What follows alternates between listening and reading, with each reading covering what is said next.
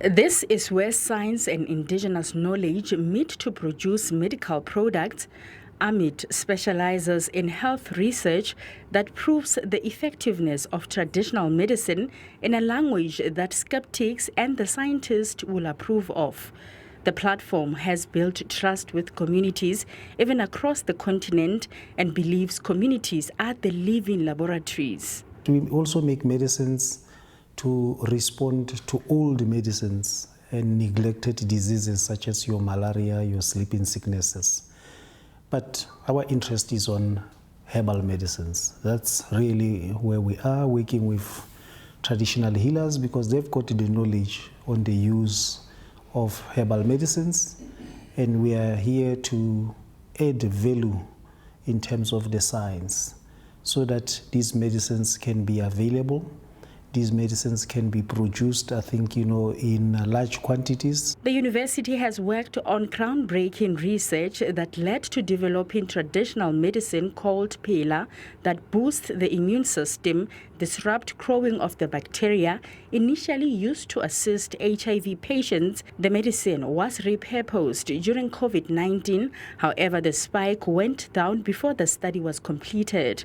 Now the research has been approved to look at how this medicine could assist with TB treatment. Now we are looking at 4 sites where we would now be recruiting these 600 patients and we'll be treating them. So we'll be comparing this treatment together with a TB treatment. What we want is to see one small thing, that patients can recover in less than 6 months. That's all we want. And if we do that, we'll be saving government lots and lots of money. Professor Matsabisa has confirmed that COVID is still there, just no longer a notifiable disease. He says the research is an ongoing study into how those susceptible to illnesses can be assisted with the use of indigenous medications. But also what's happening is because COVID destroyed the immune system, of people. And people are now being prone to other infections, and particularly TB. So people that may not even have had TB, because their immune system has now been weakened, they then get TB.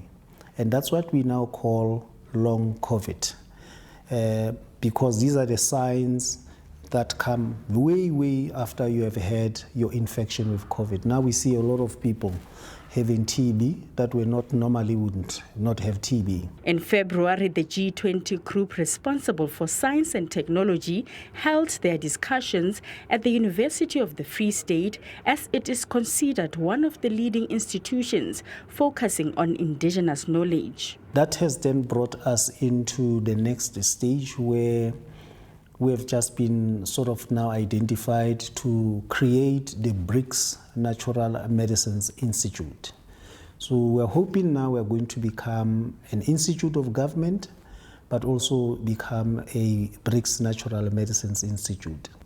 That's really, says a lot about what we do.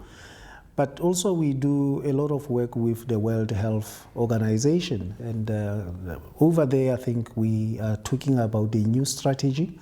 And that strategy of the World Health puts traditional medicines at the forefront. It puts communities at the forefront. Those in the AMIT say it's an honor to contribute to the work that influenced global policy. Dr. Innocentia Mangwato says working here has awarded her accolades in the male-dominated field.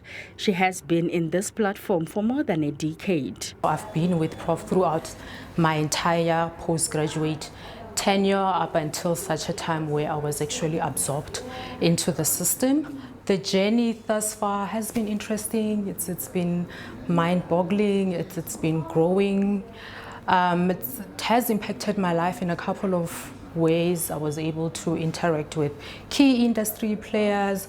I'm able to mentor young black females. This month, AMIT was in India for the 2nd World Health Organization Traditional Medicines Global Summit.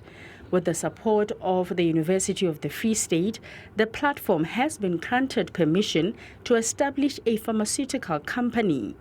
SABC News in Bloemfontein.